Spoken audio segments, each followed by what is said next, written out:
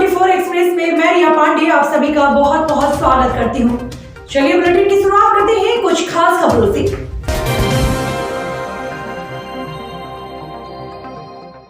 झांसी इलायट चौराहे पर अखिल भारतीय विश्व हिंदू परिषद के कार्यकर्ताओं ने महाराष्ट्र सरकार के मुर्दाबाद, उद्धव ठाकरे मुर्दाबाद के नारे लगाए। झांसी इलायट चौराहे पर अखिल भारतीय विश्व हिंदू परिषद के कार्यकर्ताओं ने महाराष्ट्र सरकार मुर्दाबाद, उद्धव ठाकरे मुर्दाबाद के नारे लगाए। विश्व हिंदू अखिल भारतीय विद्यार्थी परिषद कुछ कार्यकर्ता नारे लगाते हुए महाराष्ट्र सरकार उद्धव ठाकरे का पुतला फूंकने जा रहे थे, लेकिन नवाबाद पुलिस मौके पर मौजूद थे। जैसे ही नवाबाद प्रभारी एवं पुलिस ने दौड़कर पुतला छीना, जिसको लेकर कार्यकर्ताओं से झड़प भी हुई और पुलिस ने पुतला छीन लिया। उसके बाद झड़पें होती रहीं, लेकिन पुलिस ने पुतला नहीं फूटने दिया।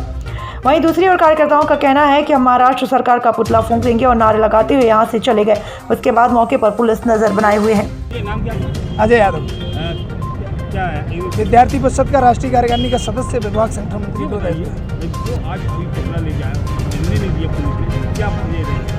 ये पुलिस का ये कहना है कि यहाँ धारा 144 लागू है, लेकिन विद्यार्थी परिषद ने देश भर में तय किया कि आज हम अर्बन गोस्वामी के साथ जो महाराष्ट्र सरकार ने जो किया है, जो कृत्य किया है, उसके विरोध में देश भर में विद्यार्थी परिषद ने पुतला फूंकने का तय किया।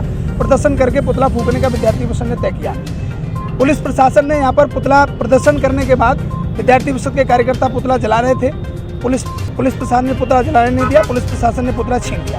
विद्यार्थी परिषद ने कहा कि पुतला आपने क्यों नहीं जलाने दिया? उन्होंने कहा धारा 144 लागू है, इसलिए हम आपको पुतला जलाने नहीं देंगे और आपकी अनुमति नहीं है। मेरा कहना यह है कि कोई भी राष्ट्रविरोधी ताकतें अगर इस देश के अंदर कुछ गलत करती हैं, राष्ट्रवादी लोगों के साथ अन्याय करती हैं, हमेशा विद्यार्थी परिषद साथ में खड़ा रहा। विद्यार्थी परिषद हमेशा उनके साथ में खड़ा रहा। जो गलत लोग हैं उनका विरोध करता रहा। विद्यार्थी परिषद ने हमेशा प्रदर्शन करने की, पुतला फूंकने की, विरोध करने की अपनी अपनी अलग अलग प्रकार से मांग रही है और मांग विद्यार्थी परिषद ने की भी है। तो अभी विद्यार्थी परिषद ने प्रदर्शन किया है और इन्होंने कहा कि धारा 144 लागू है। इसको भी हम लोग ध्यान में रखते हुए अभी हम आगे क्या करेंगे, हम आपको सूचना देंगे। पति ने अपनी पत्नी को वापस दिलाने वालों को 10,000 रुपए का इनाम देने का घोषणा किया।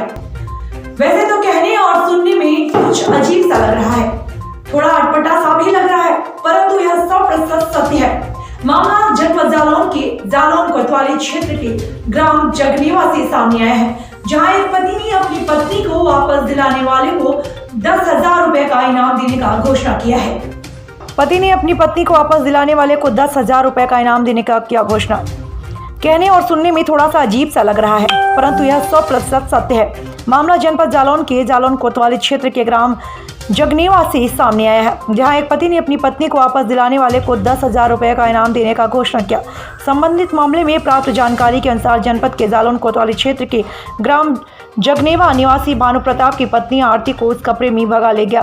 भानु प्रताप की माने तो उसने पुलिस के आला अधिकारियों से गुहार लगाई है, लेकिन कोई सकारात्मक निर्णय नहीं मिल सका, तो मजबूरन उसने ऐसा ऑफर दिया है, जो कि जनपद में चर्चा का विषय हुआ है। भानु प्रताप के मुताबिक जो भी व्यक्ति उसकी पत्नी को ढूंढकर उसके पास ले आएगा, उसे 10,000 का इनाम दिया जाएगा।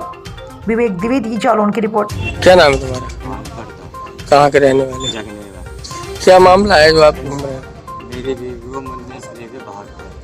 क्या नाम है तुम्हारी बीवी? आरती थे। मुन्नीस कौन है?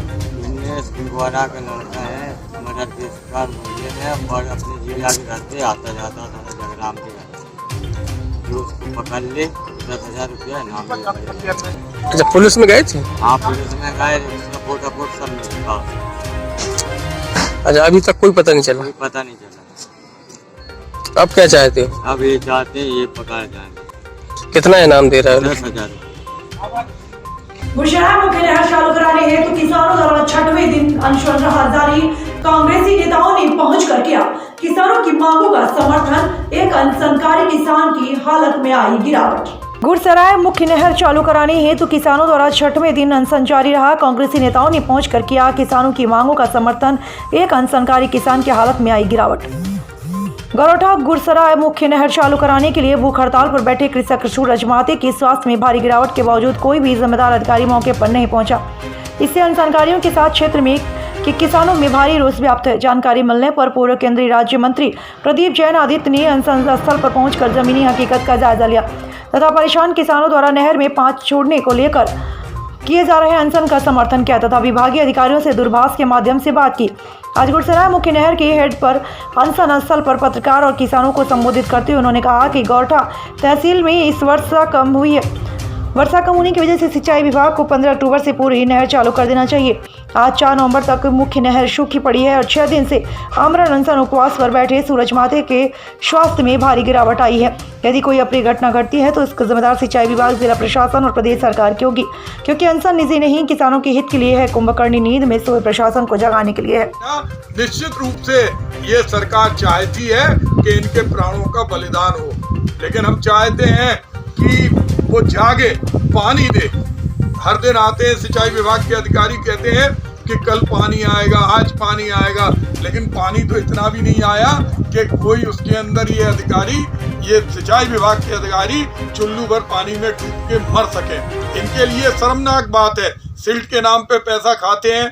अभी घोटाला पकड़ा गया, फर्जी चेक डैम बनते हैं। बुंदेलखंड पैकेज के अंदर जो चेक डैम बने, कुएं बने, तालाब बने, उसकी अगर सीबीआई जांच हो जाए, मैंने उस समय भी कहा था जब ये धनराशि अवमुक्त हुई थी कि इसकी सीबीआई जांच होना चाहिए, लेकिन राज्य सरकार की मर्जी के बिना केंद्र सरकार करा नहीं सकती थी।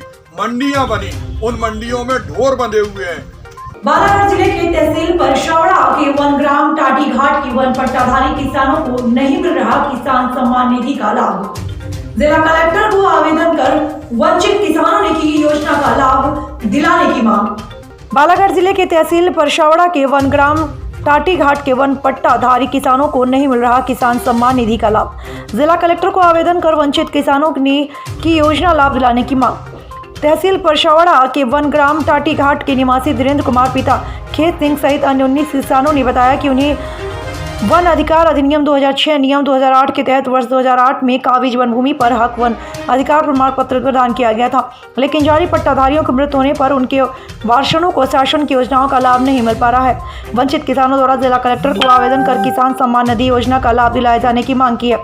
किसानों की मांग को सही ठहराते हुए जिला कलेक्टर द्वारा अनुविभागीय अधिकारी, राजस्व एवं मुख्य कारण पालन अधिकारी जनपद पंचायत परशौड़ा को पत्र जारी कर वंचित वन पट्टाधारियों को किसान सम्मान निधि योजना का लाभ दिलाए जाने के लिए पत्र द्वारा दिशा निर्देश जारी किया गया, लेकिन संबंधित अधिकारियों द्वारा आज तक इन पट्टाधारियों को किसी भी तरह का लाभ नहीं दिलाया गया। लाभ से वंचित किसानों ने वन अधिकार कानून के तहत सभी वन पट्टेधारियों को शामिल कर किसान सम्मान निधि का लाभ दिलाए जाने की मांग की है।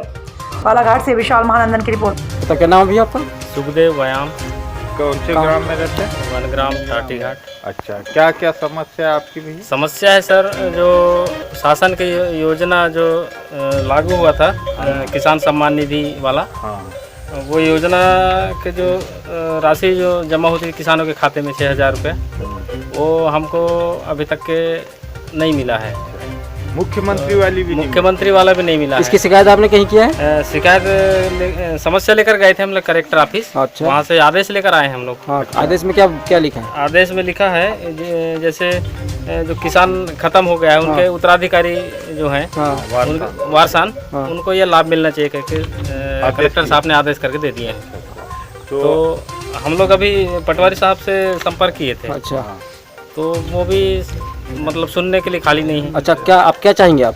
अब मैं देखो, हम कलेक्टर साहब से आदेश लेके आ गए हैं और एसडीएम साहब के पास जाएंगे हम लोग। वहाँ भी अगर हमारा समाधान नहीं होता है तो जो हमको समझ में आएगा आगे। ऐसे कितने लोग हैं यहाँ जो यहाँ पे हम लोग 19 लोग हैं। 19 लोग हैं। कौन से ग्राम में? 1 ग्राम टाटी घाट। क्या नाम है आपका? सुखदेव सिंह व्यायाम। मैं लाल सिंह टेकाम, और अब पूर्व में हम जनप्रतिनिधि रहे हैं यहाँ, अभी भी जनप्रतिनिधि का काम करते हैं, लोगों की मदद में खड़े होते हैं। अच्छा, ये जो टाटी घाट में जो समस्या है जी, जो 1 ग्राम टाटी घाट का, जी जी, इसमें क्या कहना चाहेंगे आप? यह गांव और इस प्रकार से बहुत से गांव हैं 1 ग्राम के अंतर्गत जो आते हैं, ये काफ़ी दिनों से परेशान गांव हैं और वंचित गांव हैं। ये जो पीएम सम्मान निधि वाला जो है ना, और सीएम अभी जो किसान कल्याण योजना, दोनों इससे वंचित रह रहे हैं यहाँ के लोग। तो इसके लिए हम लोग 19-20 लोग जो वंचित लोग हैं उनको लेकर के कलेक्टर साहब के पास गए हम, तो उन्होंने हमारी जिज्ञासा को ध्यान में रखते हुए हमारी बात सुनी और तत्काल ऑर्डर किए हैं वो, और प्रतिलिपि में एसडीएम साहब, तहसीलदार जनपद सीओ को भी भेजे हैं कि तत्काल इनको इस चीज़ का फायदा दिलवाओ। कितने दिन पूर्व मतलब आपने आवेदन किया था? ये आवेदन हम सर लगभग 1 महीना होने लगा।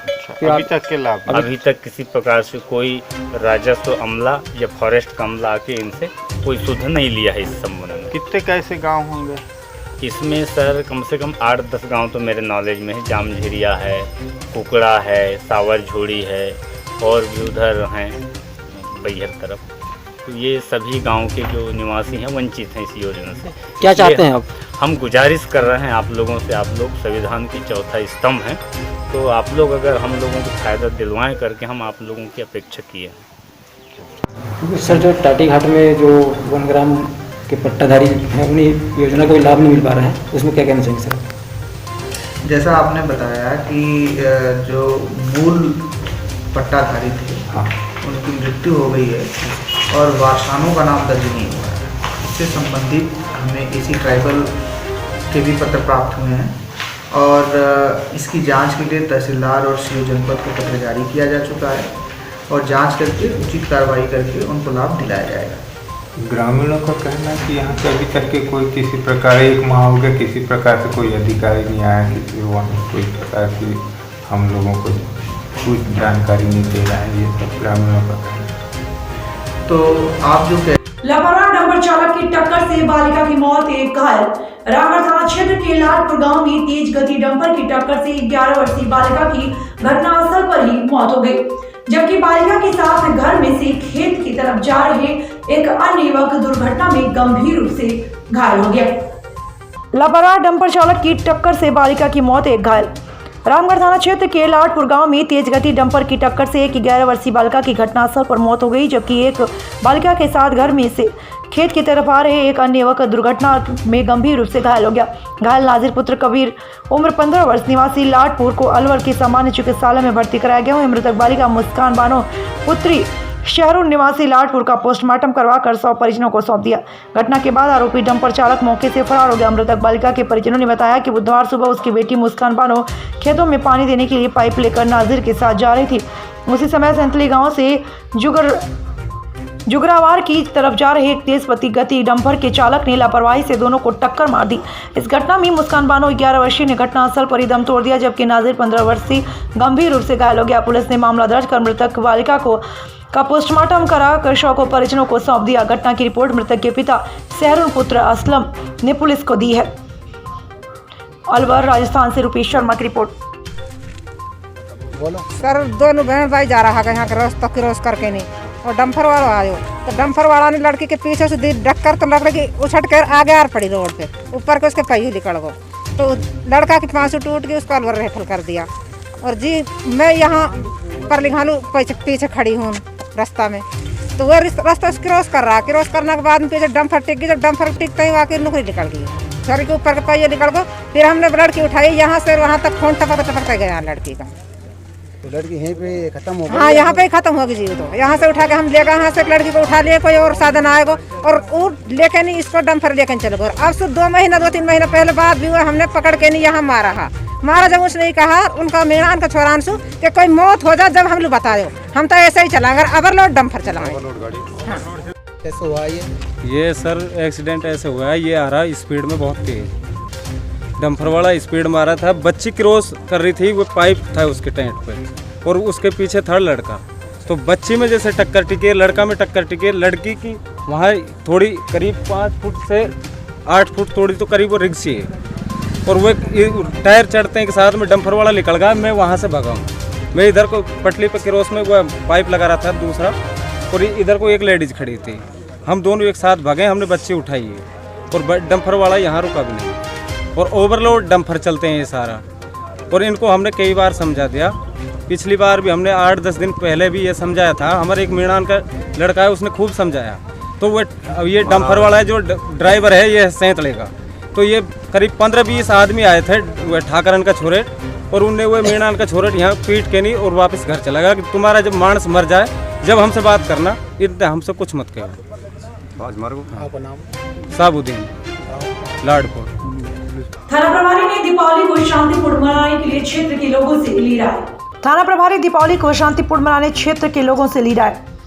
दीपावली के पर्व आते ही भटगांव थाना प्रभारी एसपी घृत लहरी ने आज भटगांव मुस्लिम समुदाय के वरिष्ठ जनों से चर्चा परिचर्चा कर दीपावली पर्व को कैसे शांत माहौल से मनाया जाए इस पर राय लिया। वहीं भटगांव थाना प्रभारी को मुस्लिम समुदाय के लोगों ने गुलदस्ता भेंट कर स्वागत किया, जबकि थाना प्रभारी ने भी मुस्लिम समुदाय के लोगों का गुलदस्ता से स्वागत किया। वहीं थाना प्रभारी ने शांति माहौल से त्यौहार मनाए जाने में सहयोग करने तथा अवैध कारोबार में अंकुश लगाने सहयोग देने की अपील की। आपको बताते चलेंगे कि लगातार भटगांव थाना क्षेत्र में हो रही अवैध कारोबारियों पर कार्रवाई से क्षेत्र के जनता में खुशी का झलक देखने को मिल रहा है। थाना प्रभारी ने चर्चा के दौरान कहा कि क्षेत्र में अपराध न बढ़े, इसके लिए लगातार पेट्रोलिंग की जा रही है। साथ ही भटगांव पुलिस द्वारा अवैध कारोबार करने वाले आरोपियों की धर पकड़ कर कार्रवाई की जा रही है और इस तरह की कार्रवाई आगे भी करते रहेंगे।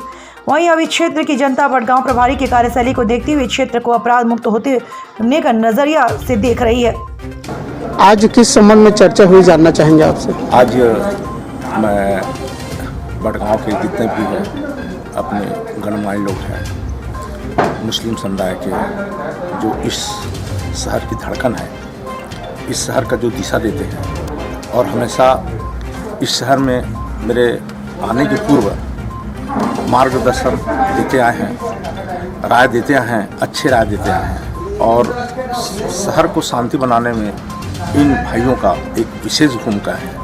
इसी परिप्रेक्ष्य में मैं अपने इस यूनिट के गुलाम भाई हैं और इस समुदाय के जितने गणमान्य लोगों को मैं बुलाया हूँ, जिसमें ये मैं इन लोगों से राय लिया हूँ कि हमारे अभी आने वाले दीपावली त्यौहार है। इस त्यौहार में हमारे पुलिस विभाग को क्या करना चाहिए जिससे शहर में शांति बने, अमन चल बने, खुशहाली रहे। इसके अलावा इस शहर में ऐसे कई कामों हैं जो अवैध काम अगर हो रहा हो तो उसमें अंकुश कैसे लगाया जा सके, जिसमें इस शहर में किसी प्रकार की जो अवैध काम है, गलत धंधा है, उसमें अंकुश लगाने का भी अथक प्रयास कर रहे हैं। और इन लोगों का विशेष भूमिका है कि ये जो यहाँ का जितने भी कोई भी गलत काम हो रहा है इसमें अंकुश लगाने में मेरे कंधे पे कंधे मिला के लोग चल रहे हैं। मैं इसीलिए इन लोगों को बुलाकर आज मेरे पुलिस स्टाफ के द्वारा सम्मान किया हूँ और सम्मान करते हैं। सर, लगातार जिस तरीके से भटगांव क्षेत्र में अवैध कारोबार को लेकर के आपके द्वारा कार्रवाई की गई है, तो उससे जनता में भी एक उम्मीद है कि ये जो है अपराध मुक्त हो क्षेत्र, क्या कहना चाहेंगे? नहीं, मुझे इतना खुशी है कि इस शहर के लोग आज ही मेरे कम से कम 20-25 लोग मेरे शहर की, मेरे इस थाने की और इस क्षेत्र के बारे में फ़ोन किए और कल मैं अपने आदरणीय पुलिस अधीक्षक महोदय जी से मिली तो मुझे बड़ी खुशी हुई और मुझे शाबाशी दी कि जो आज हम लोग काम कर रहे हैं हमारी यूनिट के द्वारा, पुलिस विभाग के द्वारा, ये वास्तविक सराहनीय है। अब एक अच्छा प्रेरणा लेने की है कि हर पग में जो यहाँ की जनता है, मेरे जो 42 गाँव के हर लोग मेरे साथ दे रहे हैं और जो गलत काम हो रहे हैं उसको। लापता छात्र का इशारा कर परिजन व ग्रामीणों ने 5 घंटे तक राष्ट्रीय राजमार्ग को किया जाम।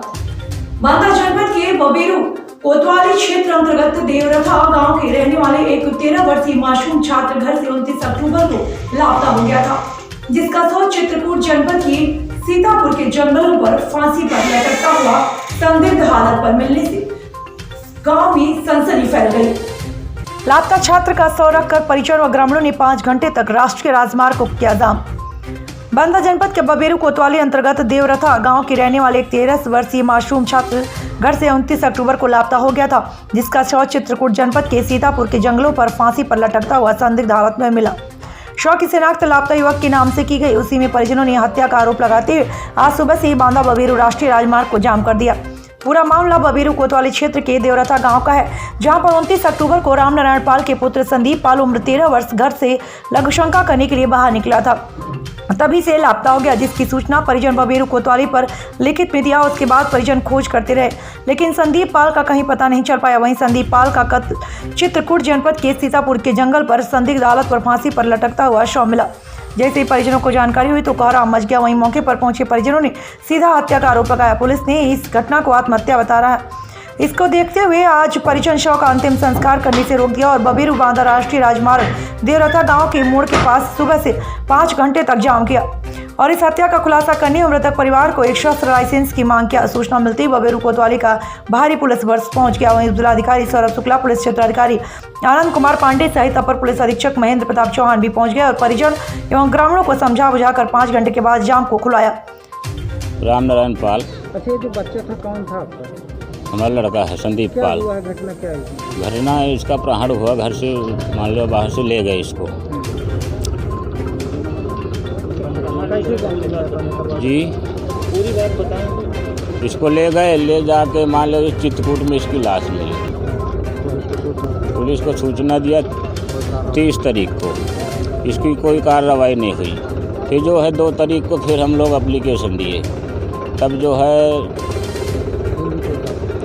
नहीं फिर कार्रवाई हुई। मान लो ये लोग आए, तब हम लोग यहाँ से पता चला कि वो उसका सुसाइड हो गया। तब वहाँ गए तो लाश मिली हमें। सड़क पर रखे हुए हैं, किन मांगों को लेकर रखे? इनको जो है हमें इसका खुलासा चाहिए और एक शख्स चाहिए सुरक्षा। हाँ जी, तो आपकी मांगी पूरी हुई? जी, कहें नहीं कहें, आश्वासन दिया है मान लो। आश्वासन मिला? जी, आश्वासन मिला लिखित में। क्या नाम है आपका? राम नारायण पाल। जी, क्या मामला था आज यहाँ पर जाम वाम लगा? जी, ये ग्राम देवरथा तहसील बबेरू। इस गांव का एक बालक था जिसकी उम्र तकरीबन 12 साल थी, संदीप नाम था। इसका 4 दिन पहले अपहरण हो गया था। अपहरण होने के बाद कल इसकी लाश मिली है। लाश मिलने के बाद पीएम हुआ, तो आज परिवार के जितने भी लोग और गांव के क्षेत्र के सभी लोगों ने एक जाम लगा रखा था यहाँ पर, ताकि इसका खुलासा हो सके। और जिसमें मांग थी क्षेत्रवासियों की और ग्रामवासियों की, इनके परिजनों की, कि जब हम लोग प्रशासन में या पुलिस में थाने में जाकर के जब हम लोगों ने अवगत कराया प्रशासन को, तो प्रशासन ने किसी भी तरीके से कोई भी ठोस कदम नहीं उठाया। काश अगर कोई ठोस कदम उठाया होता तो आज हमारे बच्चे की जान नहीं जाती। तो बच्चे की जान जाने के बाद आज सभी लोगों में, क्षेत्रवासियों में आक्रोश है। सभी लोगों की मांग थी कि किस दरिंदे ने, किस इंसान ने इस काम को, इस घिनौने काम को, इतने दर्दनाक काम को किसने अंजाम दिया, इसका खुलासा होनी चाहिए, ताकि इससे परिवार के लोग और क्षेत्र के लोग संतुष्ट हो सके। लेकिन प्रशासन ने इसका खुलासा करने के लिए इन्होंने जांच करने की मांग को उठाने की कोशिश की है। इन्होंने कहा कि हम जल्द से जल्द इसका खुलासा करेंगे और जो भी इस काम को अंजाम दिया, जिसने भी इस घटना को अंजाम दिया है, उसके खिलाफ सख्त कार्रवाई करेंगे। इसी को लेकर आज सभी लोग यहाँ पे प्रदर्शन कर रहे थे, रोड जाम किए हुए थे, लेकिन प्रशासन के आश्वासन पे जो है इन लोगों ने जाम खोल दिया है। और अगर 1 हफ्ते के अंदर, इन लोगों ने 1 हफ्ते की बात कही कि 1 हफ्ते के अंदर हम खुलासा करेंगे। अगर 1 हफ्ते के अंदर खुलासा नहीं होता है तो हम इस आवाज़ को बुलंद करेंगे और इस पीड़ित परिवार को इंसाफ दिलाने के लिए हर मुमकिन कोशिश करेंगे। मेरा नाम AS नुमानी, मैं बुंदेलखंड इंसाफ सेना का राष्ट्रीय अध्यक्ष हूँ। ये देवरखा गांव है, यहाँ थाना बबेरू क्षेत्र में पड़ता है। यहाँ 30 तारीख 29/30 की रात्रि में एक बच्चा जो है यहाँ से गायब हो गया था और उसकी कल जो है चित्रकूट राजापुर करनी थाना क्षेत्र में, वहाँ पर परिक्रमा मार्ग के बगल में एक पहाड़ी है, उस पर जो है उसकी डेड बॉडी लटकी हुई हालत में मिली थी। और इसमें फिर उसका पंचायतनामा, पोस्टमार्टम वगैरह की कार्रवाई वहीं चित्रकूट में कराई गई है। आज डेड बॉडी यहाँ गांव में आई थी। कुछ गांव के लोग जो है इसमें कुछ बातों को लेकर के संतुष्ट थे, जिसमें जो है पुलिस ने तत्काल कार्रवाई इसमें नहीं किया और जो है अपने सुरक्षा जो है शस्त्र लाइसेंस वगैरह की इनकी डिमांड थी। तो यहाँ पर अभी SDM साहब भी आए हुए थे उन्होंने, और मैं भी यहाँ मौके पर था। ग्रामीणों को समझा बुझा के, उनके परिजनों को भी समझा बुझा करके ये आश्वासन दिया गया है कि हम इस घटना का जल्द से जल्द खुलासा करेंगे और उनको जो शस्त्र लाइसेंस है उसको भी उपलब्ध कराया जाएगा। सुहागिन महिलाओं ने पूर्ण किया करवा चौथ का व्रत। करवा चौथ का व्रत सुहागिन महिलाएं अपने पति की लंबी उम्र के लिए दिन भर निर्जल व्रत रहकर शाम को चांद देखने और पूरी पूजा अर्चना पूर्ण करने के बाद जल ग्रहण किया।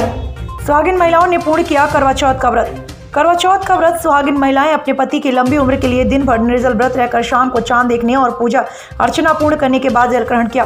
कोरिया जिले के अंतर्गत आने वाले नगर पालिका निगम चिरमिरी के छोटा बाजार में करवा चौथ व्रत के बड़े पवित्र और शुद्ध मन से पति की लंबी आयु के लिए सुहागिन महिलाओं ने व्रत रखा।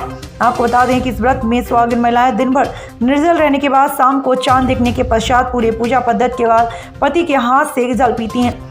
गौरतलब हो कि सुहागिन महिलाओं के लिए यह पर्व बहुत ही पवित्र और मान्यताओं के आधार पर माना जाता है। कहा जाता है कि करवा चौथ का व्रत जो सुहागिन महिलाएं रखती हैं उनके पति की आयु लंबी होती है। आप लोग कौन सा व्रत किए थे? करवा चौथ का व्रत किए थे। किस लिए व्रत किया जाता है? अपने पति की लंबी उम्र के लिए। और इसमें कैसे कैसे व्रत होता है? दिन भर उपास रहते हैं। हाँ। शाम को ही पति देव पिलाते हैं जल। हाँ। तो व्रत टूटता है, पूजा उजा करते हैं। करवा माता के व्रत कर रहे हैं पति के आयु के लिए, लंबी आयु के, बाल बच्चे सब सुखी रहें अच्छे से। तो कितने लोग आप लोग हैं यहाँ पे भी जो आज कर रहे हैं यहाँ पे? 9 लोग हैं। और क्या क्या करते हैं इसमें? दिन भर उपास रह के फिर शाम के व्रत तोड़ते हैं, पूजा उजा करके पति के हाथ से पानी पी के व्रत तोड़ते हैं। भव्य तरीके से आयोजित हुआ गंगा महोत्सव। साहिबगंज राजमहल बुधवार को गंगा महोत्सव को लेकर पवित्र पावनी उत्तर वाहिनी मां गंगा की स्वच्छता महोत्सव का सूर्यदेव घाट में कई कार्यक्रम आयोजित किए गए, जिसकी अध्यक्षता राजमहल अनुमंडल पदाधिकारी हरिवंश पंडित ने की। भव्य तरीके से आयोजित हुआ गंगा महोत्सव। साहिबगंज राजमहल बुधवार को गंगा महोत्सव को लेकर पवित्र पावनी उत्तर वाहिनी मां गंगा के स्वच्छता महोत्सव का सूर्यदेव घाट में कई कार्यक्रम आयोजित किए गए, जिसकी अध्यक्षता राजमहल अनुमंडल पदाधिकारी हरिवंश पंडित ने की।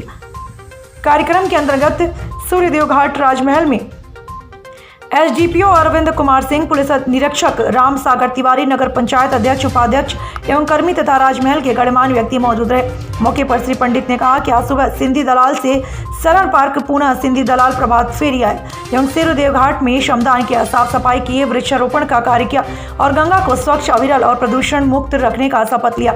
इसी प्रकार दोपहर को भी कार्यक्रम रखे गए, जिसमें गंगा महोत्सव को लेकर स्कूल के बच्चे के साथ पेंटिंग, गंगा को स्वच्छ और अविरल रखा जाए एवं शाम को सूर्यदेव घाट में संध्या आरती का आयोजन किया गया, जिसमें राजमहल शहर के कोने कोने से लोग आए एवं कोविड-19 को देखते हुए लोग दूरियां बनाकर रहे। इसके अवसर पर गंगा महोत्सव जो मनाया गया वो राजमहल में आज 4 नवंबर को मनाया गया और इसमें शुरुआत जो हुई वो सुबह प्रभात फेरी से हुई। प्रभात फेरी का आयोजन सिंधी दलान से सरन पार्क होते हुए पुनः सिंधी दलान लौटा। उसके बाद राजमहल के सभी गणमान्य लोगों के द्वारा, पदाधिकारियों के द्वारा सूर्यदेव घाट पर श्रमदान किया गया, गंगा तट की सफाई की गई, फिर वृक्षारोपण हुआ और फिर हम लोगों ने सबके समक्ष गंगा को स्वच्छ और अविरल और प्रदूषण मुक्त रखने के लिए शपथ लिया।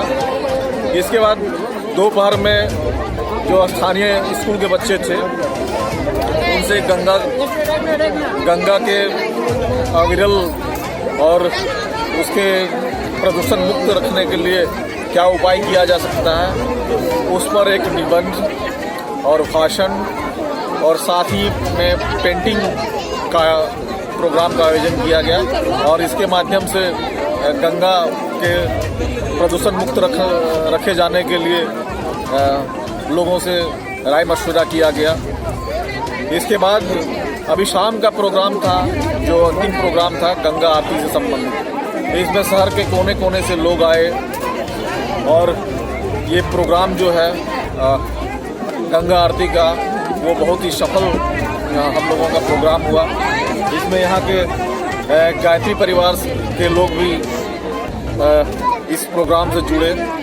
साथ ही में करवा चौथ के उपलक्ष्य में महिलाओं ने अपनी पति की लंबी उम्र के लिए व्रत रखा। सलूम्बर और आसपास के सभी गांवों में महिलाओं ने अपनी पति की लंबी उम्र के लिए करवा चौथ का व्रत सुबह से बिना कुछ खाए पिए उन्होंने तन मन से करवा चौथ का व्रत कर करीब रात 9 बजे चांद निकलने के बाद उन सुहागिनों ने व्रत खोला। करवा चौथ के उपलक्ष्य में महिलाओं ने अपने पति की लंबी उम्र के लिए व्रत रखा।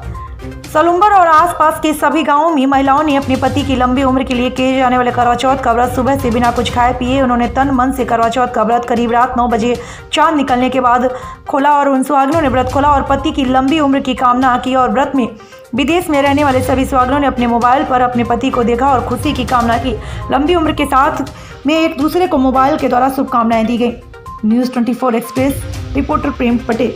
साल हम जो हर साल हम करवा चौथ व्रत का जो उद्यापन करते हैं समूह में इकट्ठा होके, वो इस बार कोरोना महामारी के चलते हुए हमने घर में ही माता जी की स्थापना की है और उसी के साथ हम घर में ही करवा चौथ का व्रत का उद्यापन कर रहे हैं, जिससे कि समूह एकजुट ना हो और अपने अपने घर में ही हम कोरोना करवा चौथ व्रत का उद्यापन कर रहे हैं।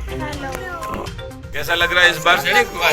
अभी तो कुछ खास नहीं लग रहा, क्योंकि अगले साल जब हमने किया था तो सब महिलाएं इकट्ठी होकर फिर कथा सब सुनी थी।